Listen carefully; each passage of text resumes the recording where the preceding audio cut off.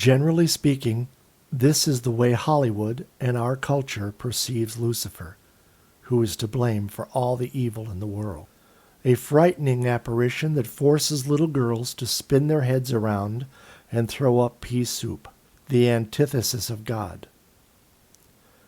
The biblical description of Lucifer, however, portrays a perfect being who enjoyed the closest possible relationship with God. The Judeo-Christian explanation of his fall from grace was the sin of pride. How this sin was possible within a perfect being is not explained. Did God make a mistake? The truth is that Lucifer is a part of that creative engine that began the universe. Since the originators of Scripture did not possess physics or higher math, what has been described as the fall of man in Genesis is a description of the Big Bang in the only language available at that time. The English translation of Genesis states that in the beginning God created the heaven and the earth. But in the Hebrew text, the first word is Bereshith, or with beginning. So the actual translation is with beginning God created the heaven and the earth. And this is actually a very important distinction. It establishes a clear separation between God and his handiwork, or between the Godhead and the hand of God, or stream of cause and effect.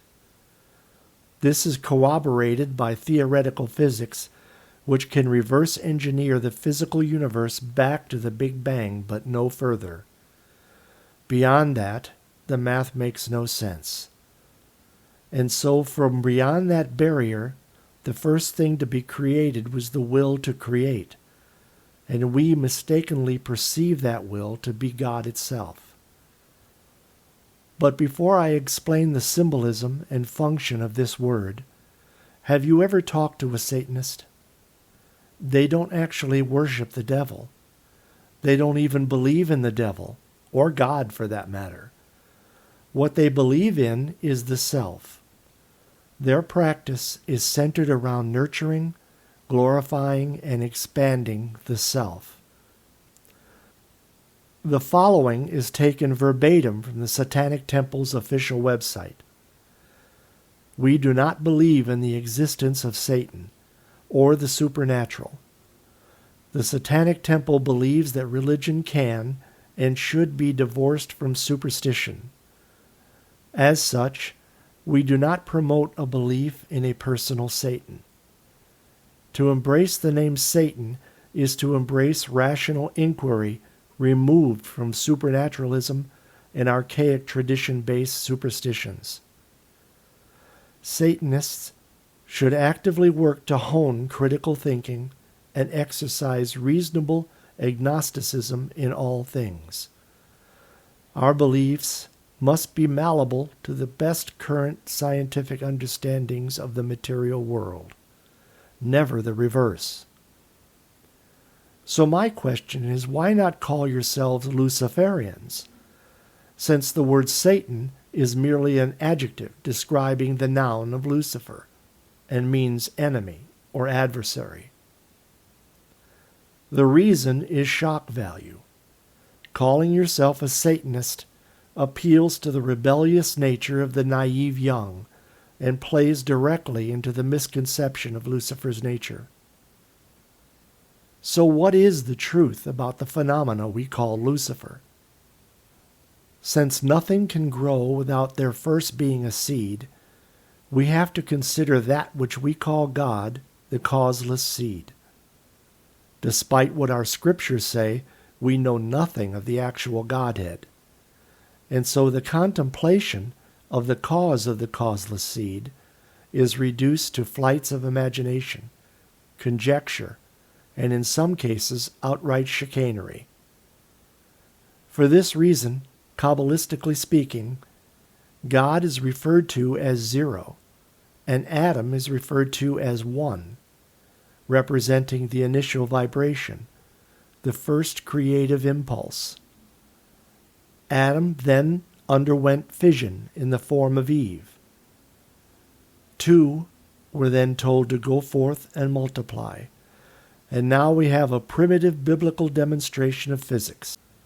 1 becoming 2, 2 becoming 4, the Word, and 4 becoming a googolplex in less than a nanosecond, what science now calls the Big Bang.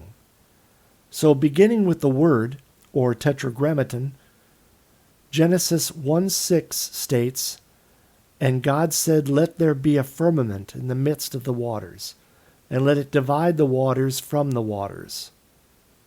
This is represented within the fourfold name by the letters He, Vo, and He. The letter He is feminine, which explains why the Hebrew scriptures use the symbols of the bride and the harlot. And this theme of separation is repeated many times within the pages of the Bible. Proverbs 5:6, "For the lips of the strange woman droppeth honey, and her mouth is smoother than oil, but her end is bitter as wormwood, sharp as a two-edged sword.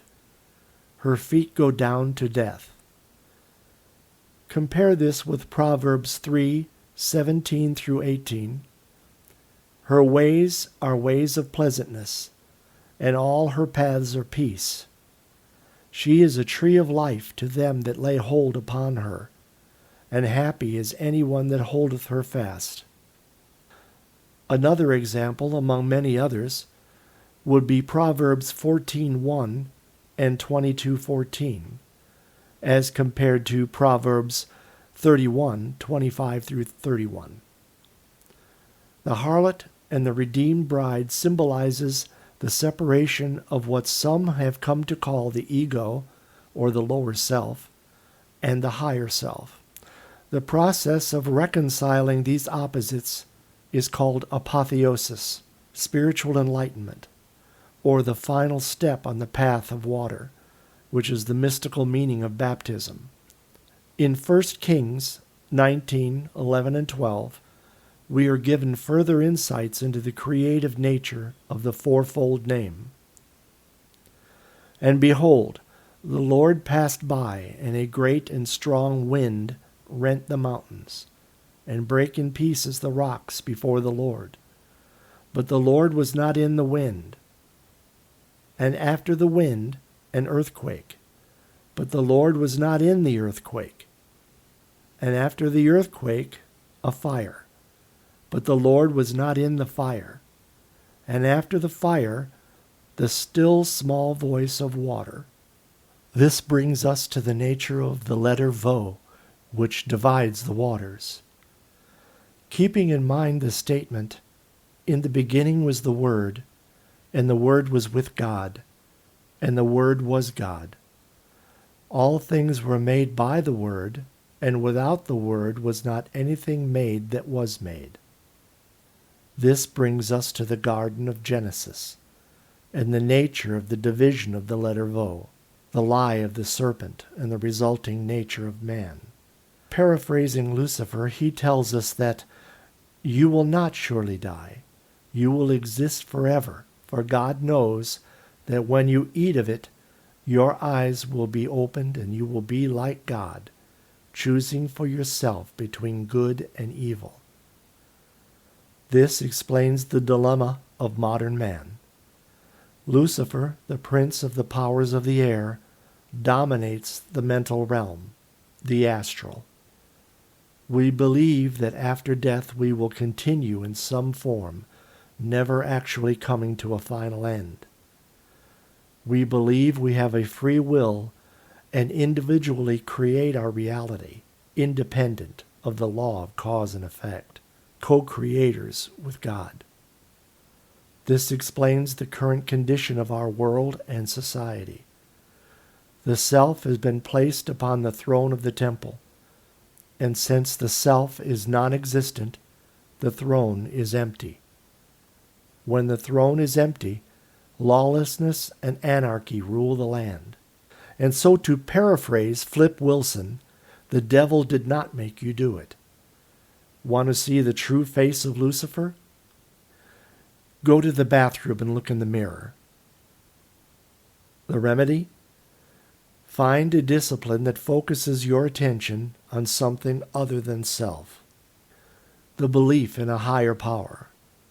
If an atheist, you are in a unique position to contemplate the truth that God, or the cause of the causeless seed, is that which lies just over the horizon, unknowable, unreachable, and without face, attributes, or labels.